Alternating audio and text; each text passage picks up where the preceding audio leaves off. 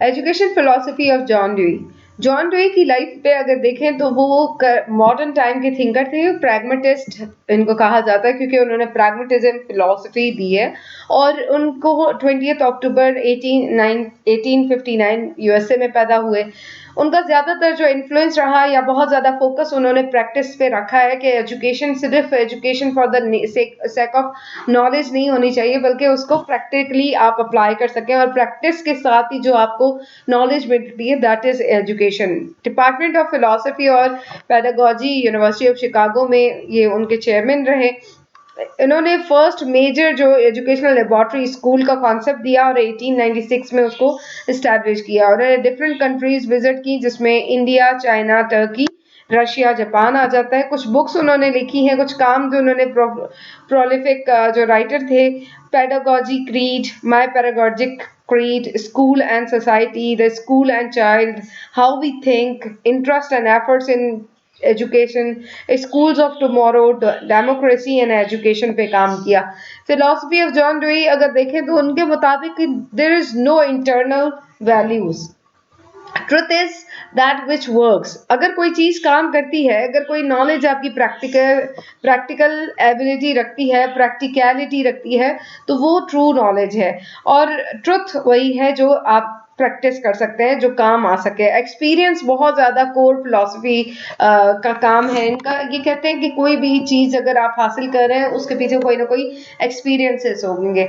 जब आप कोई एक्सपीरियंसेस करते हैं तो आपकी लर्निंग होती है। वो लर्निंग आपकी पॉजिटिव नेगेटिव लर्निंग हो सकती है। अगर आप किसी रास्ते से जा रहे हैं, वो रास्ता आपके लिए ठीक था, तो वो आपके लिए एक्सपीरियंस पॉजिटिव रहेगा। लेकिन आप किसी ऐसे रास्ते से जा रहे हैं जो रास्ता टूटा हुआ भी है, जो आपको रॉन्ग वे की तरफ लेके जा रहे हैं, या जो बहुत ज्यादा लंबा रास्ता है, तो ये भी आपने एक्सपीरियंस लर्न किया है। तो ये कहते हैं कि जो आपकी जो लर्निंग है, जो आपकी जितनी भी एक फिलोसफी की जो मेन इनका काम है, दैट इज अबाउट एक्सपीरियंसेस। हमारे थॉट्स, हमारे एक्शंस हमारे कॉम्प्लीमेंट्री हैं। जो आप सोचते हैं, जो आपके एक्शंस हैं, जब वो एक दूसरे के साथ प्रॉपर तरीके से अलाइन होंगे तो ही आप कोई चीज सीख सकेंगे। और हर एक चीज इनके मुताबिक प्रोविजनल है। हर एक चीज जो है वो आप उसको देख सकते हैं कि आप उसको चेंज कर सकते हैं, आप उसको प्रैक्टिस कर सकते हैं। इनका ज्यादा से ज्यादा फोकस जो रहा है एजुकेशन में वो डेमोक्रेसी पे रहा है। इनके मुताबिक आप जब सोसाइटी में डेमोक्रेसी होगी, बच्चों को डेमोक्रेसी देंगे, तो वो प्रॉपर तरीके से चीजों को कर सकते हैं। वो अपनी तरफ से चीजों को कंडक्ट करेंगे, उसके एक्सपीरियंसेस बनाएंगे। Relationship between individual and society का इन्होंने काफी फोकस किया अपनी फिलॉसफी में कि सोसाइटी के बगैर इंडिविजुअल कुछ नहीं है, इंडिविजुअल के बगैर सोसाइटी कुछ नहीं है। और जब बच्चे को हम स्कूल में या इंडिविजुअल्स को सोसाइटी में खुद से चीजें करने के लिए उनसे कहेंगे, तो वो जो उनकी लर्निंग होगी वो लाइफ लॉन्ग लर्निंग होगी। वो उस तरह की लर्निंग नहीं होगी जो आप सिर्फ उनको बताते जाएं और वो चीजें सीखते जाएं। फॉर एग्जाम्पल, अगर कोई चीज आप उनको बता रहे हैं, सोसाइटी से रिलेटेड चीजें बता रहे हैं, तो वो क्वेश्चन आंसर्स उनको याद तो होंगे, लेकिन वो कुछ टाइम के बाद वो भूल जाएंगे कि इसके प्रॉपर मीनिंग क्या थी या क्यों ये इस तरह से किया गया था। लेकिन अगर हम जॉन ड्यूई की फिलॉसफी को लेते हैं, जिसमें प्रैक्टिस की बात करते हैं, जिसमें एक्सपीरियंसेस की बात करते हैं, जिसमें एक्सपेरिमेंटलिज्म की बात है, वहां पे ये है कि अगर आप एक्सपेरिमेंट करते हैं, आप कनेक्ट करते हैं, अपने आप को सोसाइटी के साथ प्रॉपरली रिलेट करते हैं, तभी आपकी जो फिलॉसफी है वो तभी आपकी जो लाइफ की फिलॉसफी है वो आप समझ सकते हैं। तभी आप चीज़ों को डिफरेंट तरह से अंडरस्टैंड कर सकते हैं, उसको इम्प्लीमेंट कर सकते हैं। इंस्ट्रूमेंटलिज्म और यूटिलिटेरियनिज्म पे फिलॉसफी बेस करती है कि कोई भी चीज़ है, जब तक उससे कोई फायदा नहीं है, कोई भी नॉलेज है जब आप हासिल कर रहे हैं, वो नॉलेज सिर्फ आपकी बुकिश नॉलेज पर ना हो, वो नॉलेज सिर्फ आपको कंटेंट रिमेम्बरिंग या उसको याद करने की हद तक ना हो, बल्कि आप उसको प्रैक्टिस कर सकें। Education according to John Dewey is the development of all those capacities in the individual which will enable him to control his environment and fulfill his possibilities। कि आपकी जो पॉसिबिलिटीज हैं आप उसको किस तरह से फुलफिल करते हैं, वो कौन से कंट्रोल्ड एनवायरनमेंट है, वो कौन सी ऐसी चीजें हैं जिनके थ्रू आप एजुकेशन के थ्रू डेवलप कर सकते सकते हैं, वो कौन से ऐसे इंडिविजुअल की कैपेसिटीज हैं जिनको आप विद द हेल्प ऑफ, अगर आपने इंडिविजुअल की कैपेसिटी को बिल्ड कर दिया, आपने उनको पॉलिश कर दिया, डेवलप कर दिया, तो वो ही एजुकेशन है। एजुकेशन के एम्स जो है वो क्रिएशन ऑफ वैल्यूज हैं कि आप वैल्यूज बनाएं, बच्चों को बताएं कि कौन कौन सी वैल्यूज हैं हमारे, हमें किस तरह से इनको उन पे काम करना है। मैक्सिमम ग्रोथ हो, मैक्सिमम ग्रोथ तभी होगी जब आप उनको फ्रीडम देंगे, वो एक्सपेरिमेंट्स करेंगे, एक्सपीरियंसेस करेंगे, on that basis, on the basis of experiences, on the basis of experiments they will learn more and they will grow farther and farther। और हार्मोनियस डेवलपमेंट ऑफ इंडिविजुअल है कि आप किसी भी इंडिविजुअल की harmonious development चाहते हैं तो उसके लिए आपने उनको फ्रीडम देना है, डेमोक्रेसी देनी है, आपने उनको इस तरह से आज़ादी देनी है कि वो अपनी चॉइस की चीजें कर सकें। कोई भी अगर मैथमेटिक्स के कोई कॉन्सेप्ट्स हैं वो समझना चाहते हैं तो उस मैथमेटिक्स के कॉन्सेप्ट को, जब आप फ्रैक्शन सिखा रहे हैं तो उनको पिज्जा लेके दें, कोई ऐसी चीज है जो उनको बता सके कि इतने पोर्शन चले जाते हैं तो how much it is left. तो इस तरह की आप बच्चों को कॉन्सेप्ट्स देने के लिए चीजों की डिफरेंट तरह से आप उनको बता सकते हैं, अंडरस्टैंड करवा सकते हैं with the help of experiences. Social efficiency का एम रखते हैं कि आप जब बच्चों को एक्सपीरियंस करवाएंगे, एक्सपेरिमेंट्स करवाएंगे, तो डेफिनेटली वो दूसरे लोगों के साथ इंटरेक्ट करेंगे। जब दूसरे लोगों के साथ इंटरेक्शन होता है तो ही वो चीज़ों को अंडरस्टैंड करते हैं। That means they are not only learning the things but they are also enabling themselves to create social efficiency. वो सोसाइटी में किस तरह से हमने एफिशिएंटली पार्ट प्ले करना है, सोसाइटी में किस तरह से हमने एक दूसरे के साथ कंपैटिबली रखनी है, कंपैटिबिलिटी रखनी है, तो उसकी भी जो एम है वो एजुकेशन की अकॉर्डिंग टू दिस फिलॉसफी, कि जब आप एक्सपेरिमेंट्स करवाते हैं, कोलैबोरेशन करवाते हैं, कोऑपरेशन करवाते हैं, तो बच्चे ये चीज सीखते हैं कि सोसाइटी में दूसरे लोगों के साथ हमें किस तरह से रहना है।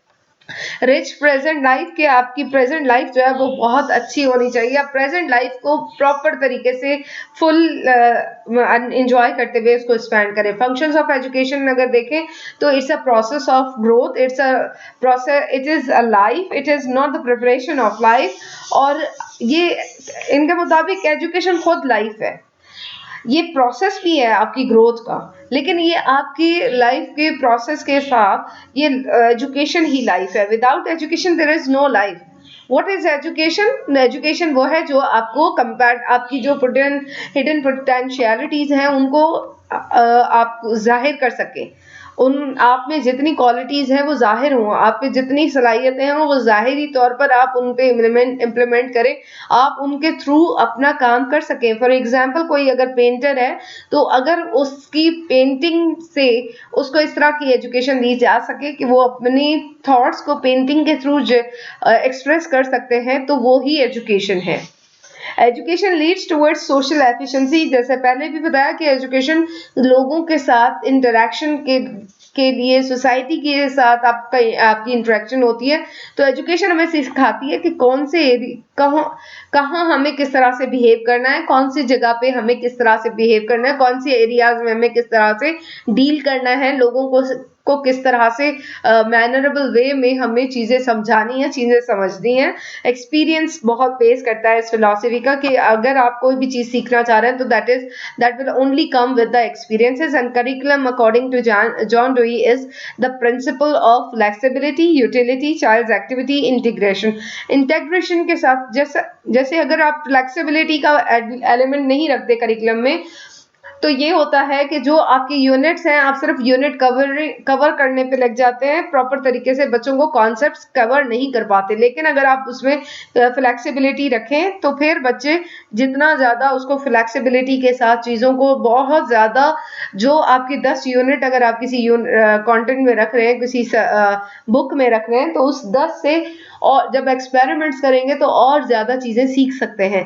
यूटिलिटी के जो भी आपका करिकुलम है वो इस तरह से हो कि वो उसको प्रोडक्टिव बना सकें, उसको अंडरस्टैंड करने के साथ साथ अपनी लाइफ में उसको यूटिलाइज कर सकें, अपनी लाइफ में उसको इम्प्लीमेंट कर सकें, और उससे हमें कोई ना कोई मॉनिटरी कंडीशंस हमारी बेहतर हो सके, हमारी सोशल कंडीशंस बेहतर हो सके, हमारी साइकोलॉजिकल कंडीशंस बेहतर हो सके। तो हमारे करिकुलम में यूटिलिटी का एलिमेंट बहुत ज़रूरी है। और उसके बाद चाइल्ड एक्टिविटी, कि जब बच्चे एक्टिविटीज करते हैं तो ही बच्चों में डिफरेंट आइडियाज आते हैं, डिफरेंट थॉट्स जनरेट होती है, डिफरेंट उनके कॉन्सेप्ट्स क्लियर होते हैं। जब वो कॉन्सेप्ट क्लियर होते हैं तो एक कॉन्सेप्ट से दूसरे कॉन्सेप्ट तक जाना उनके लिए बहुत इजी हो जाता है। जब आप उनको डायरेक्ट इंटरेक्ट करवाते हैं सोसाइटी के साथ, डायरेक्ट उनकी एक्टिविटीज करवाते हैं, तो वो फर्स्ट हैंड नॉलेज उनके पास आ जाती है कि कोई भी चीज़ अगर एक्सपीरियंस करके आप इस तरह से करते हैं तो वो उनके लिए बहुत ज़्यादा पॉजिटिव एलिमेंट होता है पूरी लाइफ में उनके लिए।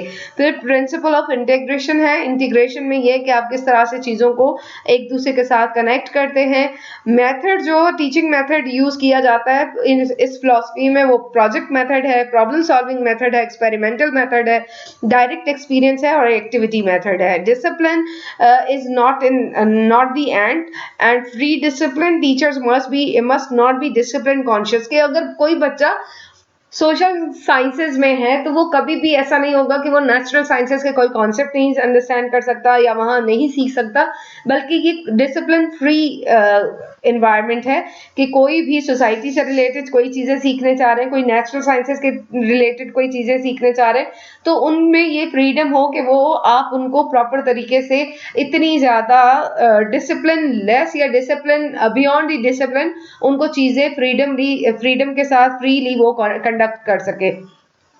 टीचर का काम ऑब्जर्वर का है, प्लानर का है। टीचर डिफरेंट एक्टिविटीज बच्चों के लिए प्लान करती हैं, उनको एक्टिविटीज के लिए इनकरेज करती हैं, ऐसा एनवायरनमेंट ऐसी एक्सपीरियंसेस प्रोवाइड करते हैं जिसके थ्रू बच्चे उस एक्टिविटी के थ्रू चीज़ें सीख सकें। तो टीचर का काम बहुत ज़्यादा होता है इसमें, प्रैक्टिकली भी बहुत ज़्यादा टीचर काम करती हैं। टीचर एज अ फ्रेंड बच्चों के साथ काम करती हैं, एज अ हेल्पर उनके साथ काम करती हैं। टीचर इंकरेज करती हैं कि आप किस तरह से एक डेमोक्रेटिक कॉपरेशन रखें, एज वेल एज उनकी जो इंटेलेक्चुअल एस्थेटिक डेवलपमेंट है कि उनकी जो खूबसूरती, उनमें जो उनकी वैल्यूज हैं उनको उभारें, उनके खुद के जो जज्बात हैं वो उनको अंडरस्टैंड करें और उसके मुताबिक टीचर्स कोशिश करती हैं कि बच्चों को उनकी जहनी सलाहियत के साथ साथ उनकी खुद की जो पसंद और नापसंद की चीज़ें हैं वो भी हाईलाइट करें। और प्रोफेशनली ट्रेंड एफिशिएंट टीचर्स रखी जाती हैं और रिसोर्सफुल और सिंपैथेटिक टीचर्स हों ताकि वो दूसरे लोगों के प्रॉब्लम्स को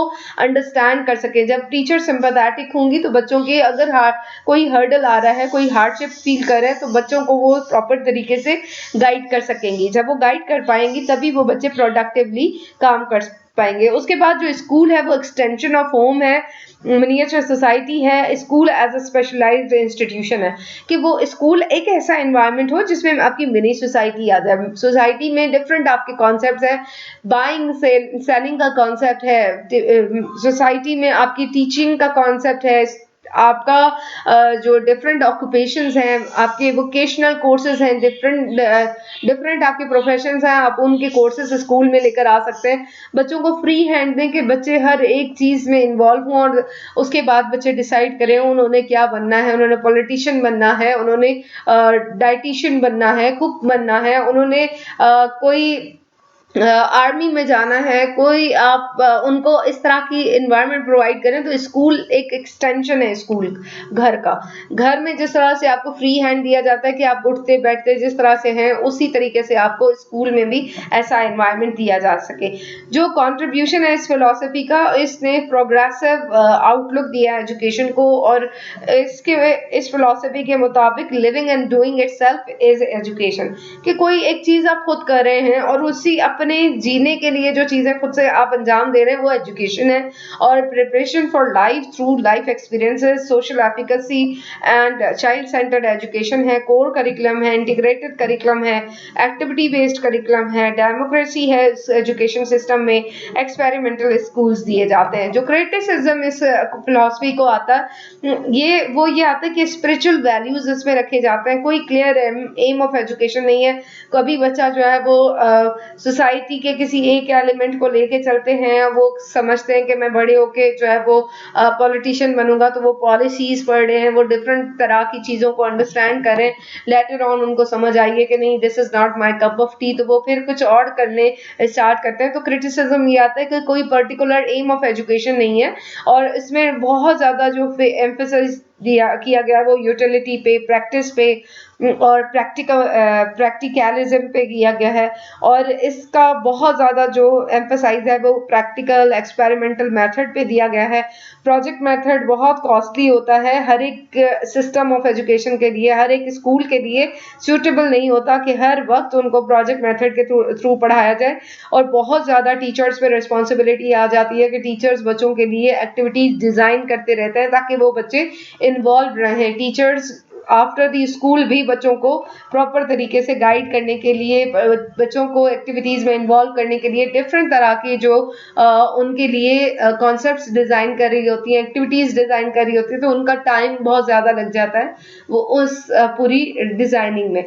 बियॉन्ड डिजाइनिंग, बियॉन्ड उनकी जो टाइम टेकिंग, लेकिन ये मेथड इस तरह से है, अगर प्रॉपर तरीके से इसकी टाइम को, रिस्पॉन्सिबिलिटी को डिवाइड कर दिया जाए तो ये मेथड इतना अच्छा है कि बच्चे इसको अगर सीख जाते हैं तो उनको वो फॉर्मल एजुकेशन से ये बहुत ज़्यादा इंटरेस्ट की तरफ लेकर आ सकते हैं हम, कि दिन में एक ही प्रोजेक्ट करवाया जाए, दिन में एक ही, हर रोज़ कोई ना कोई एक नए तरीके से बच्चों को सिखाया जाए, तो उससे बच्चों का इंटरेस्ट लेवल काफ़ी हायर होता है, बहुत ज़्यादा उनका ब्रॉडर जो है वो कॉन्सेप्ट्स भी ब्रॉड होते हैं, उनका विजन भी और इंटरेस्ट डेवलप हो जाता है एजुकेशन की तरफ।